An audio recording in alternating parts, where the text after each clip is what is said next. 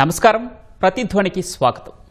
దేశ భాషలందు తెలుగు లెస్స అని మనం గర్వంగా చెప్పుకుంటాం. కానీ నేడు తెలుగు నేల మీద మన సొంత గడ్డపైన మాతృభాష ప్రభావం మసకబారుతోందా? ఇటీవల 10వ తరగతి ఫలితాలు చూస్తే అక్షర సత్యాలు మనల్ని భయపెడుతూ ఉన్నాయి. గణితం, సైన్స్ లాంటి కష్టమైన సబ్జెక్టుల కంటే కూడా తెలుగులోనే ఎక్కువ మంది విద్యార్థులు తప్పుతున్నారు. అగ్రశ్రేణి గ్రేడ్లు సాధించిన వారు కూడా మాతృభాషలో కనీస మార్కులు సాధించలేక చతికిలబడటం ఇప్పుడు ఊహించని ఆందోళన కలిగిస్తోంది. ఇంగ్లీష్ మీడియం వ్యామోహంలో పడి పునాదిని మర్చిపోతున్నామా? అసలు మన విద్యా వ్యవస్థలో తెలుగు ప్రస్తుత పరిస్థితికి కారణాలేంటి? కమ్మనైన అమ్మ భాషను ఇకనైనా కాస్తైనా కాపాడుకోవాలంటే, రేపటి తరాలకు పదిలంగా అందించాలంటే ఏం చేయాలి? ఇదే అంశంపై నేటి ప్రతిధ్వని. ఈరోజు చర్చలో పాల్గొంటున్న వారు డాక్టర్ గుంటుపల్లి శ్రీనివాస్ గారు, ప్రముఖ విద్యావేత్త. అదేవిధంగా ప్రొఫెసర్ గారపాటి ఉమామహేశ్వరరావు గారు, ప్రముఖ భాషా శాస్త్రవేత్త. నమస్కారం అండి. నమస్కారం. నమస్తే అండి. నమస్కారం. శ్రీనివాస్ గారు, ఆంధ్రప్రదేశ్లో 10వ తరగతి ఫలితాల్లో ఫెయిల్ అయిన విద్యార్థుల్లో దాదాపుగా 41.3% మంది కేవలం తెలుగు సబ్జెక్టులోనే గట్టెక్కలేకపోవడానికి ప్రధాన కారణాలేంటి?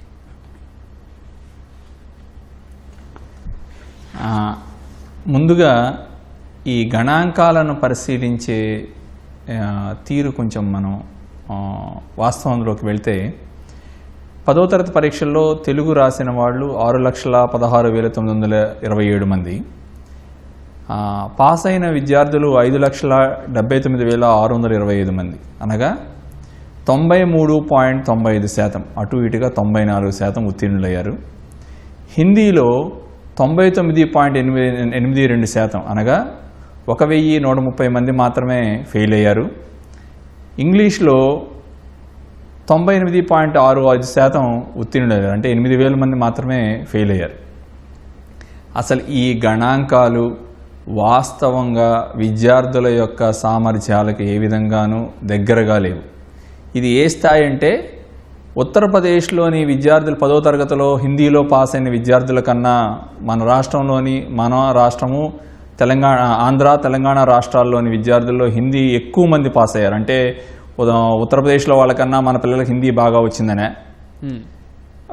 యూకేలో GCSE పరీక్షతో పోలిస్తే మన పిల్లలు ఇంగ్లీష్లో చాలా ఎక్కువ మంది పాస్ అయ్యారు. మార్కులు కూడా చాలా ఎక్కువగా వచ్చాయి. ముఖ్యంగా 90 కన్నా ఎక్కువ మార్కులు వచ్చిన వాళ్ళు యూకే కన్నా మనం చాలా ఎక్కువ పర్సంటేజ్ ఉన్నాం, 4 రెట్లు ఎక్కువ ఉన్నాం మనం. అంటే మనకి ఇంగ్లీషు యూకే పిల్లల కన్నా కూడా మనకి ఇంగ్లీష్ బాగా వచ్చిందని అర్థంగా మనం భావించాలా? ఇదంతా కూడా పరీక్షల నిర్వహణ, పరీక్షల ప్రశ్నపత్రాల స్థాయి మరియు పరీక్షల మూల్యాంకనంలో ఉన్న అతిపెద్ద సమస్య. దీన్ని మొదటిగా దానిగానే చూడాలి ఈ గణాంకాలను. ముఖ్యంగా నేను ముందుగా తెలుగు ఉపాధ్యాయులకు కృతజ్ఞతలు తెలుపుకుంటున్నాను.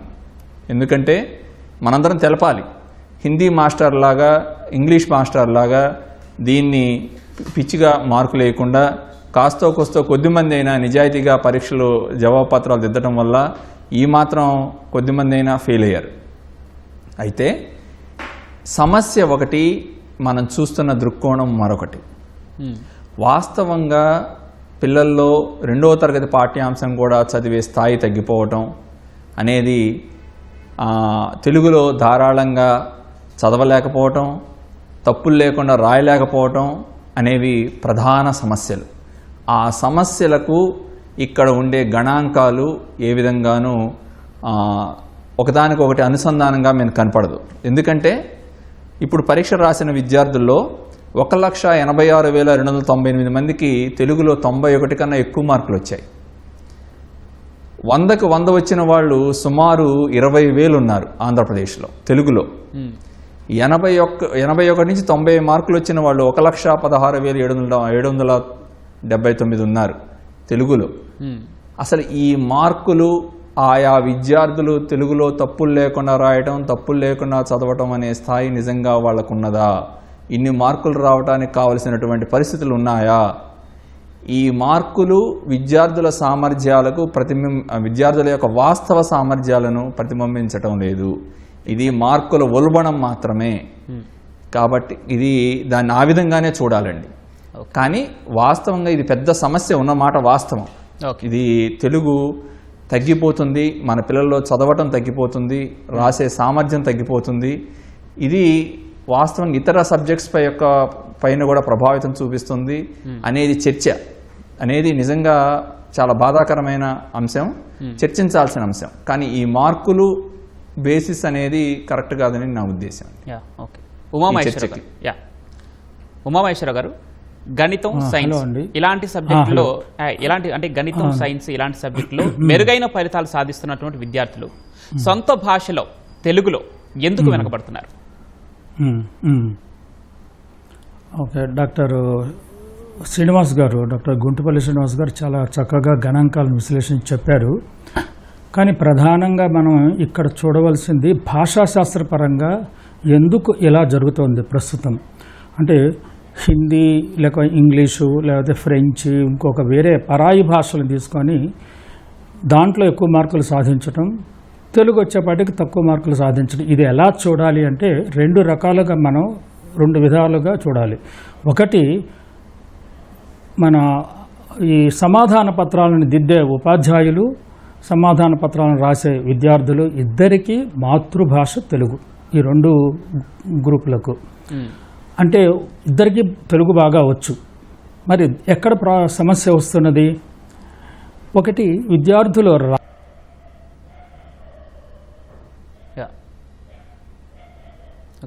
శ్రీనివాస్ గారు, ఇద్దరు ఒకే అంశాన్ని లేవనెత్తారు. మార్కులు ఏదైతే వాల్యుయేషన్, పేపర్ వాల్యుయేషన్ ఉందో ఇది, కానీ ఎక్కడ గ్రౌండ్ లెవెల్లో ఎక్కడ పొరపాటు జరుగుతుందంటారు? ఇది నిజంగా మనం సమస్యని చూడాల్సిన దృక్కోణంలో మనం ఇప్పుడు చూడటం మొదలుపెట్టామని నేను భావిస్తున్నాను. మొదటి స్థాయి నుంచి కూడా మనం విద్యార్థులకు చదవటం, రాయటం నేర్పే విధానంలోనే లోపం ఉన్నది. ఒకటి. రెండవది, మనం న్యూరో సైన్స్లో ఎర్రర్ ఫీడ్బ్యాక్ మెకానిజం అంటామండి. అంటే ఏంటంటే పిల్లలు తప్పు రాసినప్పుడు, తప్పు చదివినప్పుడు దానిని ప్రాథమిక స్థాయిలోనే దాన్ని సరిదిద్దాల్సిన అవసరం ఉన్నది. ఆ సరిదిద్దటం అనేది తరగతి గదిలో జరగాలి, పరీక్షల్లో జరగాలి, రెండింటిలోనూ జరగాలి. సో రెండింటిలోనూ సరిసమానంగా జరుగుతున్నప్పుడు విద్యార్థి ఆయా తప్పులను సరిచేసుకుంటూ తను మరింత మెరుగైన స్థాయిలోకి వెళుతూ ఉంటాడు. ముఖ్యంగా జరుగుతున్నది ఈ ఎర్రర్ ఫీడ్బ్యాక్ మెకానిజం అనేది జరగట్లేదండి. అది తరగతి గదిలోనూ బోధించేటప్పుడు జరగటం లేదు, మామూలుగా FA, SA పరీక్షల్లో కానీ, పబ్లిక్ పరీక్షల్లో కానీ, యాన్యువల్ పరీక్షల్లో కానీ జరగటం లేదండి. ఇది ప్రధాన కారణం అండి. నేర్పించే విధానంలో లోపం ఉంది, ప్లస్ ఈ తప్పులు సరిచేయకపోవడంలో, కింద స్థాయి నుంచి ప్రతి తరగతిలో సరిచేయకపోవడంలోనూ లోపం ఉందండి. ఈ రెండు ప్రధాన కారణాలు. ఇక్కడ అమ్మ భాషలో విద్యా ప్రమాణాలు రాను రాను నానాటికి ఇలా దిగసారిపోవటానికి అటు బోధనాపరమైన ప్రత్యేక కారణాలు ఉన్నాయా, లోపాలు ఏమైనా ఉన్నాయంటారు? ఉన్నాయండి. దీన్ని మనం రెండు వైపుల నుంచి చూడాలి. ఒకటి, పద పద్ధతి. ఇప్పుడు మనం గడిచిన కొన్ని సంవత్సరాలుగా మనం విద్యార్థులకు నేర్పుతున్న తీరు పద పద్ధతి అండి. ఇప్పుడు 40 ఏళ్ళు వయసు, అంతకన్నా ఎక్కువ వయసు ఉన్న ఒక 35 సంవత్సరాలు అంతకన్నా ఎక్కువ వయసు ఉన్న వాళ్ళందరూ చదువుకున్న పద్ధతి ఏమో అక్షరాలు నేర్చుకొని ఆ వర్ణమాల నుంచి అవన్నీ ఒక్కొక్క అక్షరం కూడుకుంటూ దాని నుంచి పదాన్ని మనం నేర్చుకున్నామండి. తర్వాత ఇక్కడ నేరుగా ఏంటంటే అక్షరాన్ని పదంతో నేర్పడం మొదలుపెట్టారు. పద పద్ధతి అంటారు. ఈ పద పద్ధతి అనేది ఈ భాషలకి, ముఖ్యంగా భారతీయ భాషలన్నింటికీ ఒక భస్మాసుర హస్తం లాంటిదండి. న్యూరో సైన్స్ రీసెర్చ్ అన్నింటిలోనూ ప్రపంచ బ్యాంకు రీసెంట్గా మన డిసెంబర్లో విడుదల చేసిన నివేదికలో కూడా ఈ పద పద్ధతి కరెక్ట్ కాదని అందరూ లింగ్విస్టిస్టులు, న్యూరో సైంటిస్టులు చెప్తూనే ఉన్నారు. అయినా మనం ఆ పద పద్ధతినే వేలాడుతూ ఉన్నాం. అందుకనే మనం 3వ తరగతి వచ్చినా 4వ తరగతి వచ్చినా పిల్లలు నేర్చుకోలేకపోతున్నారు. ఇది ఎలా ఉంటుందంటేనండి, పిల్లలు అక్షరాన్ని, చిన్నపిల్లవాడికి మెమరీ, షార్ట్ టర్మ్ మెమరీ చాలా తక్కువ ఉంటుంది, నిడివి తక్కువ ఉంటుంది వాడికి. ఆ పిల్లలు ఏంటంటే అక్షరాన్ని మనం గనక ఒక మనిషి యొక్క ముఖాన్ని పిక్చర్గా గుర్తుపెట్టుకున్నట్టుగా పిల్లలు ప్రతి అక్షరాన్ని ఒక ఫోటోగా గుర్తుపెట్టుకుంటారు. ఆ ఫోటోగా గుర్తుపెట్టుకునే దశలో మనం పదాలను చెప్తూ వెళ్తున్నప్పుడు, పదాలతో పరిచయం చేస్తున్నప్పుడు ప్రతి పదాన్ని వాళ్ళు ఫోటోలాగా తీసుకుంటారు. ఆ తీసుకొని కొత్త పదం వచ్చినప్పుడు వాళ్ళు, ఎందుకంటే వాళ్ళు అక్షరమాల నుంచి రాలేదు కదా, అందుకని ప్రతి పదము ఫోటోనే, ఒకదానికోదాని ఎడిషన్ లేదు అక్కడ. సో ఇలా వెళ్ళిపోయేటప్పటికీ ఎక్కువగా కథలు వినేవాళ్ళు, కథలు చదివే పిల్లల వరకు అయితే పర్వాలేదు, కానీ మధ్యస్థంగా ఎక్స్పోజర్ ఉన్న పిల్లలందరికీ కూడా ఈ పద పద్ధతి వల్ల చాలా నష్టం జరుగుతుంది. తెలుగు భాషలో నిజంగా మన పిల్లలు వెనుకబడడానికి ఇది ఒక ప్రధాన కారణం అండి. రెండో పాయింట్ ఇంగ్లీష్ మీడియంలో ఏం జరుగుతుందంటే, తెలుగు భాషలో మన పిల్లలకి బడికి వెళ్ళేటప్పటికే మాట్లాడటం, వినటం, అర్థం చేసుకోవటం, ఆకళింపు చేసుకోవటం, మాట్లాడటం వచ్చు. ఆ పిల్లలు అప్పుడు బడికి వెళ్తున్నారు. ఆ బడికి వెళ్ళిన పిల్లవాడికి మాతృభాషలో చదవటం, రాయటం అనేది రాకముందే ఇంగ్లీషు మీడియం స్టార్ట్ చేసి లెక్కలు అవి కూడా ఇంగ్లీష్ పదాలతో చదవటం అవన్నీ చేస్తూ వెళ్తున్నాం. రెండు భాషలు సమాంతరంగా నడుస్తూ ఉన్నాయి. ఈ నడిచేటప్పుడు కూడా ఏం చెప్తున్నాం, ఇంగ్లీష్ పదాలను ఎక్కువ చొప్పిస్తూ దాని మీద చెప్తూ వెళ్తున్నప్పుడు అప్పటికే వచ్చినటువంటి తెలుగు భాష తగ్గిపోతూ వెళ్తుంది. దీన్ని సబ్ట్రాక్టివ్ బైలింగ్యులిజం అంటారండి. ఈ నెగిటివ్ బైలింగ్యులిజం అంటారు. సో ఆ ఇంగ్లీష్ పెరుగుతుంది, కానీ పెరగాల్సినంత వేగంగా పెరగదు. అది కూడా ఇంగ్లీష్లో కూడా. అందుకనే మన పిల్లలు 6వ తరగతి వచ్చినా కూడా వాళ్ళు చదివే స్పీడు 30-35 పదాలు కూడా ఉండట్లేదండి నిమిషానికి. అవును. వాళ్ళని చదివే కాంప్రహెన్షన్ స్పీడు 30-35 పదాలు కూడా ఉండదండి. ఈ నెగిటివ్ బైలింగ్యులిజము వలన ఓవరాల్గా అసర్ రిపోర్ట్స్ ప్రకారం మనం 20-30% మంది ఎక్కువగా తెలుగు చదవలేకపోవడం, వెనుకబడడానికి ప్రధాన కారణం. మనం 2005 అసర్ రిపోర్ట్ తీసుకోవటం, అప్పుడు ఉన్న ఇంగ్లీష్ మీడియం పర్సంటేజ్కి ఇప్పుడు 2024 ఆంధ్రప్రదేశ్లో అసర్ రిపోర్ట్ పరిశీలిస్తే మీరు 5వ తరగతి పిల్లలు కానీ 8వ తరగతి పిల్లలు కానీ చూస్తే మీకు సగటున 20-23% వ్యత్యాసం ఉందండి. ఈ మధ్యలో ప్రభుత్వాలు ఎంతో ఖర్చు పెట్టాయి, పేరెంట్స్ ఎంతో కష్టపడి వాళ్ళ పిల్లల్ని చదివిస్తున్నారు, బడిలో పిల్లలు ఎక్కువసేపు ఉంటున్నారు. ఇంత చేసినా కూడా పిల్లలు కనీసం 2వ తరగతి స్థాయి పాఠం చదవలేకపోవడానికి వన్ ఆఫ్ ద రీజన్లో, ఒక ప్రధాన కారణాల్లో ఈ నెగిటివ్ బైలింగ్యులిజం ఒక ప్రధాన కారణం. రెండవది తరగతి గదిలో బోధనలో లోపం, పాఠ్య పుస్తకాలు బోధనా విధానంలో లోపం, పద పద్ధతిలో ఉన్న లోపం. ఈ 3 కలగలిసి తెలుగు భాషకు మరణ శాసనం రాస్తున్నాయనేది నా ప్రగాఢ విశ్వాసం. శ్రీనివాస్ గారు, మాతృభాషలను పదిలంగా కాపాడుకుంటున్న దేశాల నుంచి మనం నేర్చుకోవాల్సిన పాఠాలేంటి? కొన్ని ఉదాహరణలతో చెప్తారా?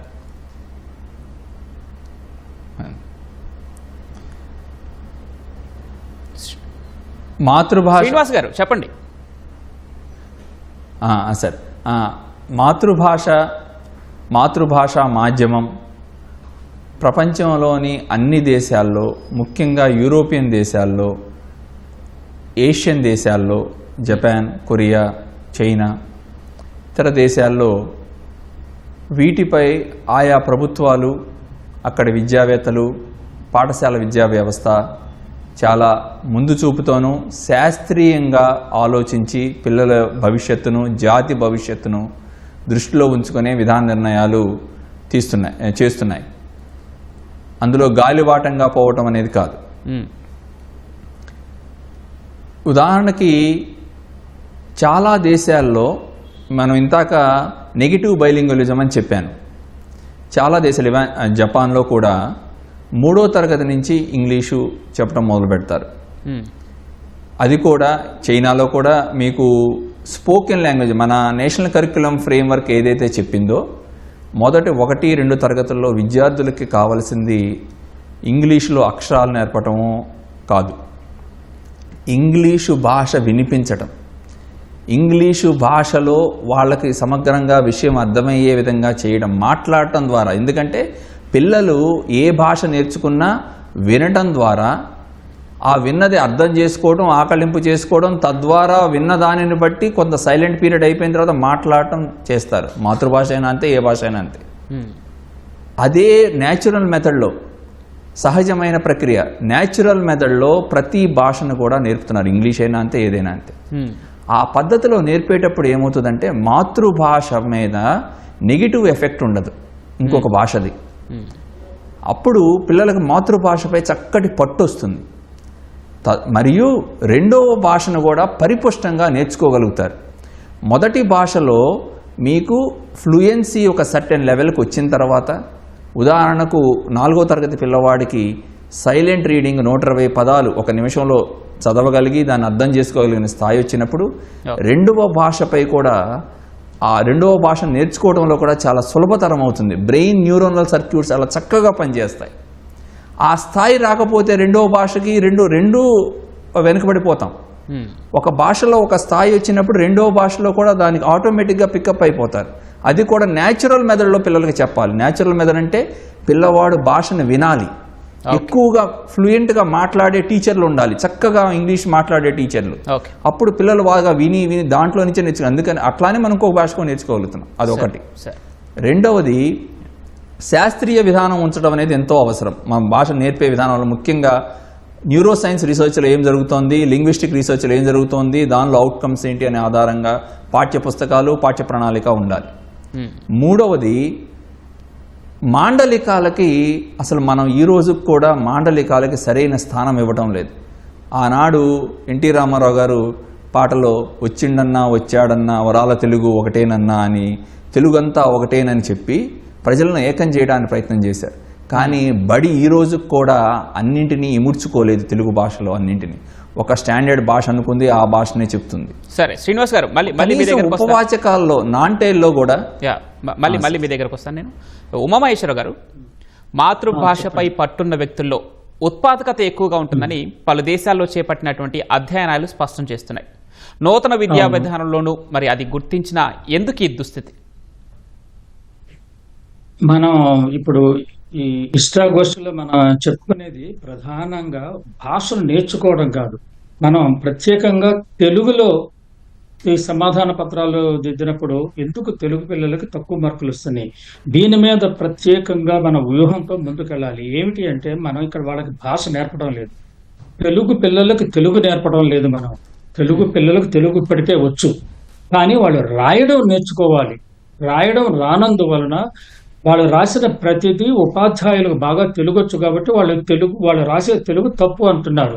ఇప్పుడు గుంటుపల్లి శ్రీనివాస్ గారు ఇప్పుడే చెప్పారు, మనం వాళ్ళు రాసే విధానాల్లో మాండలికాలు ఉండవచ్చు. ఆ మాండలికాలని ప్రామాణికత పేరుతో ఉపాధ్యాయులు కొంతమంది వాటిని తప్పుగా దిద్ది వాటిని మార్కులు వేయకపోవచ్చు. ఇలాంటి సమస్యలు ఉన్నాయి.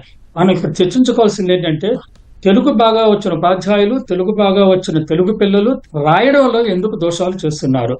దీనికి ప్రధానంగా తెలుగు రాయడం అనే అలవాటు తగ్గిపోయింది పిల్లల్లో.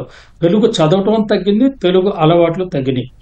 ప్రధాన కారణం ఏంటంటే, ప్రపంచవ్యాప్తంగా కూడా ఎవరైనా సరే ఇవాళ చేతితో రాయడం చాలా వరకు తగ్గిపోయింది. సుమారు 40% మంది ఈ 10వ క్లాస్కి వచ్చే లోపల వాళ్ళు చేతితో రాయడం మానేసేసి నోటి ద్వారా చెప్పి వచ్చే టెక్స్ట్ని కన్వర్ట్ చేసి చూసుకుంటున్నారు, లేకపోతే టైపింగ్ చేసి చేసుకుంటున్నారు. అంటే తెలుగులో హ్యాండ్ రైటింగ్ అంటే పరీక్ష సమాధాన పత్రాలు రాయడం చేతితో రాస్తారు కాబట్టి ఇది వాళ్ళకి అలవాటు తప్పిపోయిన పద్ధతిగా కనపడుతుంది ప్రస్తుతం. ఇదే కాదు, మనం భాషను విశ్లేషణ ద్వారా అలవర్చుకునే నైపుణ్యంగా కాకుండా ఒక రకమైన కంఠస్థం చేసే ఒక విషయంగా నేర్చుకుంటున్నాం వాళ్ళ భాషని. అర్థమైందా? ఇప్పుడు నేను చెప్పేది విశ్లేషణగా నేర్చుకోవట్లేదు. ఇప్పుడు మీరు మ్యాథ్స్ లోను, ఫిజిక్స్ లోను, కెమిస్ట్రీలోనూ విపరీతంగా మార్కులు వస్తున్నాయి, 99, 98 అట్లా వస్తున్నాయి. తెలుగులో ఎందుకు రావటం లేదు, లేకపోతే వేరే భాషల్లో కూడా ఎందుకు రావటం లేదు అంటే ప్రధాన కారణం, మనం ఇప్పటికి కూడా 100 సంవత్సరాల తర్వాత కూడా భాషని సాహిత్యపరంగానే నేర్పుతున్నాం, కానీ భాషను ఒక శాస్త్రపరంగా నేర్పడం లేదు. అంటే భాషను భాషగా నేర్పాలి, సాహిత్యంగా నేర్పకూడదు. చెప్పిన దాని ప్రకారమే మరి అంటే సామాజికంగా భాష పట్ల నెలకొన్నటువంటి ఈ చిన్న చూపు విద్యార్థుల అభ్యసన సామర్థ్యంపై ఎలాంటి ప్రభావం చూపుతుందంటారు? ఈ పరిస్థితిని ఎలా ఇవాళ విపరీతంగా ఏంటంటే, మన ప్రణాళికవేత్తలు ఈ మధ్యనే తెలంగాణ ప్రణాళిక వచ్చింది. ప్రాథమిక తరగతుల నుంచి అంటే వాళ్ళకి తరగతి గదిలోకి వచ్చిన రోజు నుంచే ఆంగ్ల మాధ్యమం ప్రవేశపెట్టారు. అంటే అర్థం ఏంటి, వాళ్ళకి ఇంటి దగ్గర తెలుగు మాత్రమే వచ్చు, క్లాస్ తరగతి గదిలోకి వచ్చేపాటికి ఇంగ్లీష్ అయిపోతున్నది. అక్కడ మా టీచర్కి అంతగా ఇంగ్లీష్ రాదు, పిల్లలకి రాదు. మరి వాళ్ళకి ఎలాంటి రైమ్స్ చెప్తారు అంటే ఆంగ్ల రైమ్స్ చెప్తారా వీళ్ళకి? తెలుగు రైమ్స్ చెప్పాలి కదా, తెలుగునే బోధించాలి కదా. చిన్నపిల్లలు నాలుగో సంవత్సరము 3వ సంవత్సరంలో వాళ్ళు తరగతి గదిలోకి ప్రవేశిస్తుంటే ప్రాథమికంగానే ప్రైమరీ స్కూళ్ళల్లోనే వాళ్ళకి ఇంగ్లీషు మాధ్యమంతో ప్రవేశపెట్టి చివరికి ఇంగ్లీషు అంటే రాని భాషలో రాని వాళ్ళు పాఠం చెబుతున్నారు, రాని వాళ్ళు ఇంగ్లీష్ నేర్చుకుంటున్నారు. ఏ మాత్రం వీళ్ళు ప్రశ్నలో సమాధానం రాసినా దానికి 90 మార్కులు వేసేస్తున్నారు. అందుకని మనకి రాని భాషల్లో ఎక్కువ మార్కులు వస్తున్నాయి, వచ్చిన భాషలో తక్కువ మార్కులు వస్తున్నాయి. అది పిల్లలు నేర్చుకోవడం కాదు, పిల్లలకు వచ్చు, కానీ రాసే అలవాటు తగ్గిపోయింది. మళ్ళీ మీ దగ్గరకు వస్తాను. శ్రీనివాస్ గారు, కారణాలు తెలుసు, తప్పు ఎక్కడ జరుగుతుందో తెలుసు. మరి నేటి తరం విద్యార్థులకు తెలుగును భారంగా కాకుండా ఆసక్తికరంగా బోధించాలంటే నూతన విద్యా సంవత్సరం నుంచి అయినా మరి 2 తెలుగు రాష్ట్రాల్లో విద్యాశాఖలు ఎలాంటి చర్యలు తీసుకురావాలి? ఉదాహరణకి ఏదో ఒక తరగతిలో ఒక చిన్న పాఠం తీసుకున్నాం అనుకోండి, ఆ పాఠము ఒక 8 పేజీలో 10 పేజీలో ఉంటుంది. దానికి SCRT వాళ్ళు కేటాయించేది 6 నుంచి 8 పీరియడ్లు కేటాయిస్తారు. నిజానికి అది చాలా తక్కువ అండి. ఎడిషనల్ మెటీరియల్ అనేది సరిగా లేదు తెలుగుకి, ముఖ్యంగా తెలుగుకే కాదు ఇతర భాషలకు కూడా లేదు. నేర్చుకోవడం అనేది ఆహ్లాదంగా జరగాలి. అసలు భాష మీరు ఒక చిన్న సన్నివేశం ఉంటే, ఓ కృష్ణదేవరాయలు రాసిందో లేకపోతే ఇంకొకళ్ళతో మనం జలియన్ వాలాబాగనో ఇంకొక సన్నివేశం ఒక చరిత్రలో ఒక చిన్న పాఠం దాన్ని తెలుగులో పెట్టారు. అలాంటివి తీసుకున్నప్పుడు మీరు దానికి సంబంధించిన అనుబంధంగా ఉండేటటువంటి మెటీరియల్ని టీచర్లకు ఇవ్వాలి. ఆ పాఠ్య పుస్తకంలో ఉండేదే మాత్రమే మొదటి నుంచి చివరి వరకు చెప్తున్నప్పుడు అందులో ఆసక్తి రాదండి. పదాలు సరిపోవు, ఆ పిల్లలకి ఎక్స్పోజ్ అయ్యే పదాలు సరిపోవు. ఎందుకంటే సగటున పిల్లవాడు 1వ తరగతి నుంచి వచ్చేటప్పుడు ప్రతి సంవత్సరం 1000 నుంచి 2500 పదాలు, కొత్త పదాలు నేర్చుకోవాలి. దానికోసం అనుబంధ మెటీరియల్ పెంచాలి. ఇంటర్వ్యూలు మామూలుగా ఇతర కవులతోనూ ఇతర భాషావేత్తలతోనూ గల ఇంటర్వ్యూలను కూడా పిల్లలకి ఆయా క్లాసుల్లో వినిపించాలి. అప్పుడే ఆసక్తి వస్తుంది. తెలుగు పాటలు బోధించే తీరులో మారాలండి. ఉమామహేశ్వర గారు, శ్రీనివాస్, వీళ్ళు ఇక్కడ విద్యార్థులకు తెలుగు నేర్పడం లేదు. ఇక్కడ వాళ్ళకి ఆల్రెడీ తెలుగు వచ్చు, కానీ వాళ్ళు తెలుగులో రాయడం నేర్చుకోవాలి, తెలుగులో చదవడం నేర్చుకోవాలి, తెలుగు రాయడం ఇదంతా కావాలి. దీనికి కావాల్సింది ఏంటంటే ఇలాంటి భాషా ప్రణాళిక ఉన్నది వాళ్ళ మన దగ్గర. శ్రీనివాస్ గారు, ఉమామహేశ్వర గారు, దీనిపైన మనం సుదీర్ఘంగా చర్చించాల్సిన అవసరం ఉంది. మళ్ళీ దీనిపైన చర్చ పెట్టుకుందాం మనం. Thank you. శ్రీనివాస్ గారు, ఉమామహేశ్వర గారు, చర్చలో పాల్గొన్నందుకు ధన్యవాదాలు. ఇది నేటి ప్రతిధ్వని. నమస్కారం.